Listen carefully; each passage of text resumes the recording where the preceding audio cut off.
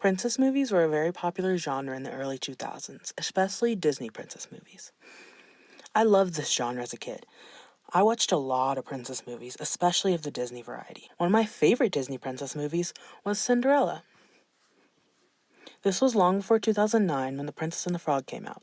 I was a little black kid that loved Cinderella. I even dressed up as her for Halloween when I was 5. I've been thinking about why I was so in love with this movie for so long, and I've determined that it's because I was an abused kid. At the time I loved this movie, I didn't know I was being abused either. The subconscious is a very weird thing. For those who don't know, Cinderella is a story about a 19-year-old girl who is living with her evil stepmother and stepsisters after her father dies. Cinderella was abused, humiliated, and finally forced to become a servant in her own house. And yet, through it all, Cinderella remained ever gentle and kind. Eventually, with the help of her fairy godmother and friends, she is able to go to the ball and meet the prince. She has many obstacles, but is eventually able to escape her abusive home through marrying the prince. Side note, the way everyone, including Disney, talks about the 1950s animated version of Cinderella misrepresents this film, and I'm sick of it. They always frame it as Cinderella always wanted to go to the ball, and now she finally can, and magic helps her along the way, but that's not what this film is about. First of all, the ball isn't an annual event. It's a dance that is set up last minute so the king can set up his son with the wife because he wants grandchildren. My son has been avoiding his responsibilities long enough. It's high time he married and settled down. Of course, Your Majesty. But we must be patient. I am patient! But I'm not getting any younger, you know. I want to see my grandchildren before I go. I understand, sire.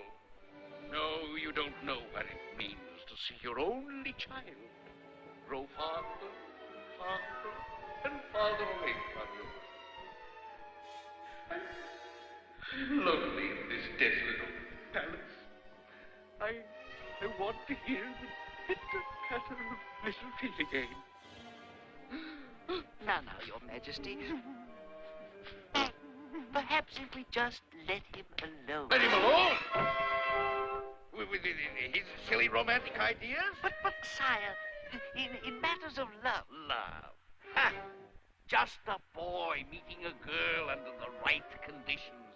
So, we're arranging the conditions. But Your Majesty, if the prince should suspect... Suspect?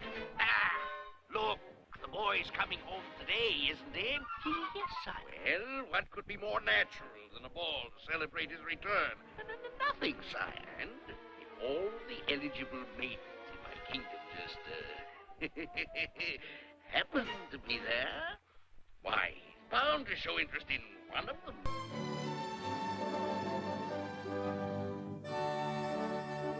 I can't understand it. There must be at least one who'd make a suitable mother. Son. A suitable wife.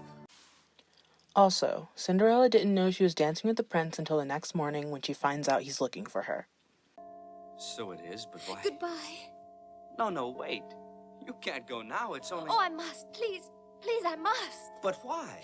Well, Oh, the prince. I haven't met the prince. The prince? But didn't you know... Everyone's talking about it. The whole kingdom.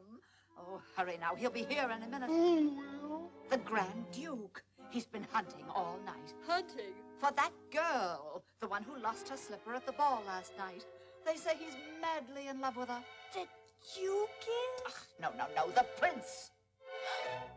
The prince. Side note, Disney itself started watering down Cinderella's story to being saved by a prince, which might be why others view the story that way as well.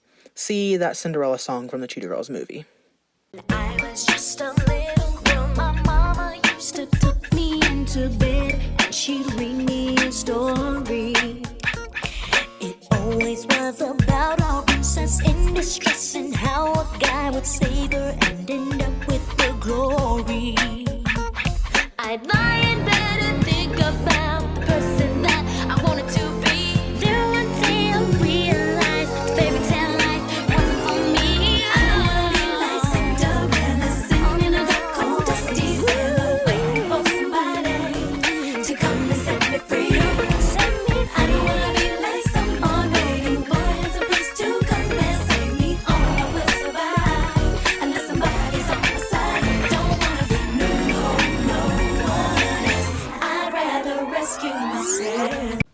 Reasons I loved this film, and still do.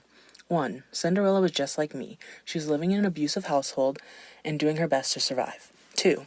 She did everything in her power to get out of her bad situation. A lot of people don't like that Cinderella had to marry to get out of her abusive household, but we must keep in mind the context of when this story is taking place. This story takes place in 1800s France. 3. I wished a fairy godmother would appear and grant me one wish to help me escape my situation. Just one wave of a magic wand would have helped me so much. Magic is a theme in abused kid media. See the Fairly OddParents. Side note, calling her fairy godmother a godmother is important symbolism.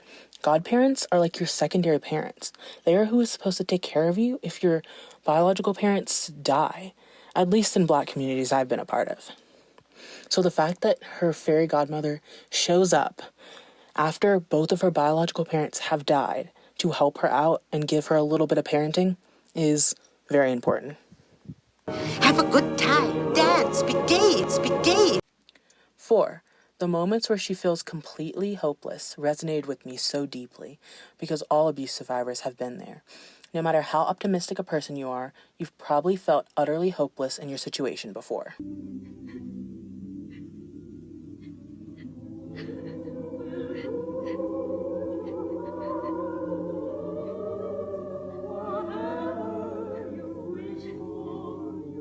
Oh, no. No, it isn't true. It's just no use. No use at all.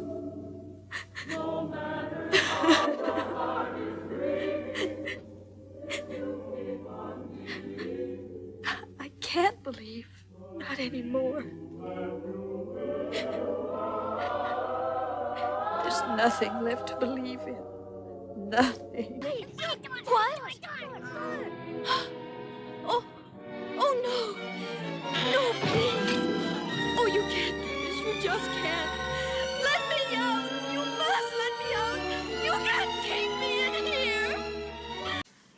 5. I loved watching Cinderella get away from her evil stepmother, aka Lady Tremaine, who I might add, I was terrified of as a kid, and still I am as an adult. I mean, look at her.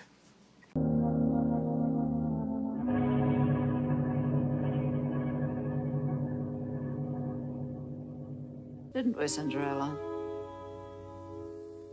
And I never go back on my word. 6. I like how Cinderella needs help to get out of her situation. Happy birthday! No. Well, I never dreamed it. It's such a surprise. Oh, how can I ever...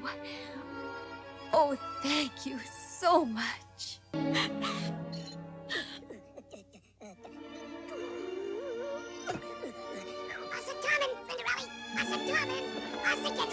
got the key. So often we expect people to do it all alone because that's a symbol of strength to so many people, especially for women. She needs help from her friends who understand how to survive when you're seen as insignificant in society. 7. It's a much-needed abuse narrative. She's a teenager who is kind, honest, and hopeful, who needs help from friends and even a miracle to get away from her abusive family. That's a much more relatable narrative than one about an abuse survivor escaping all on her own with little to no help. Okay, so while I was researching for this video, I found this term called the Cinderella effect, and it's basically based on the statistics that show that step-parents are more likely to abuse their kids than biological parents. And I was going to include a whole big side note here about it, but I decided not to. 1, because it would be really fucking long, and 2, because I would have to add all kinds of trigger warnings, and it would just be a lot to put in the middle of this video essay about my love of Cinderella, like from an abused kid's perspective. Like, it would just be, nobody wants that. So if you want a video about the Cinderella effect, I'd totally be willing to make one. I just need to know people want to see that. because I didn't want to, push that on you in the middle of a video essay about Cinderella. It just felt uncomfortable and unnecessary and weird, so I, stopped the research on it. I was in the, middle of research, and then I was just like, this doesn't seem like a good idea. I'm gonna wait. So, yeah, anyway, just want to let you know, I know about the Cinderella effect. I think it's interesting, and I would like to talk about it if you want to hear me talk about it. Okay, back to the video.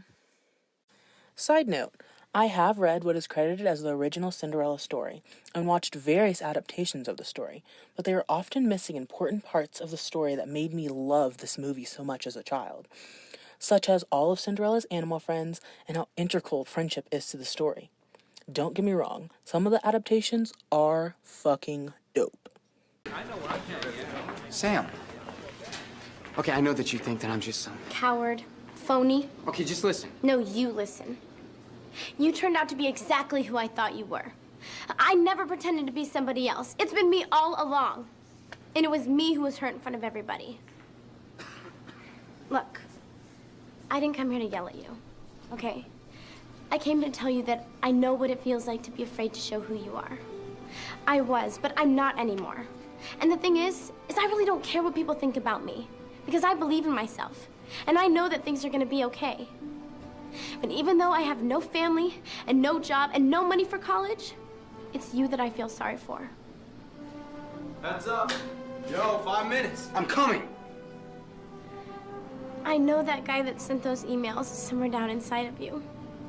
But I can't wait for him. Because waiting for you is like waiting for rain in this drought.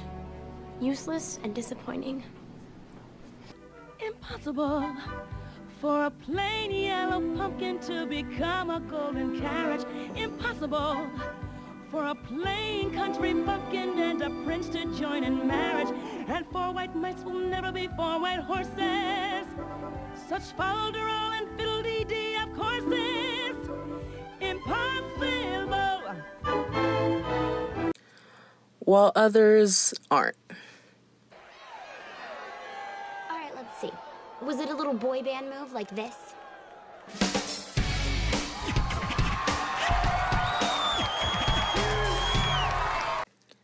No shade. Rewatching Cinderella made me realize what an amazing movie it is, and I understand why I liked it so much as a small child, and why I sought out modern adaptations as I grew older. The animation is beautiful. The sweeping landscape establishing shots are stunning. There were so many times while rewatching this movie where I had to pause because I found the previous line or scene amazing, like the narration the Grand Duke does, followed by a dismissal of the scene he just narrated. No doubt you saw the whole pretty picture in detail. The young prince bowing to the assembly. Suddenly he stops. He looks up. For lo, there she stands, the girl of his dreams. Who she is or whence she came, he knows not, nor does he care. For his heart tells him that here's the maid predestined to be his bride.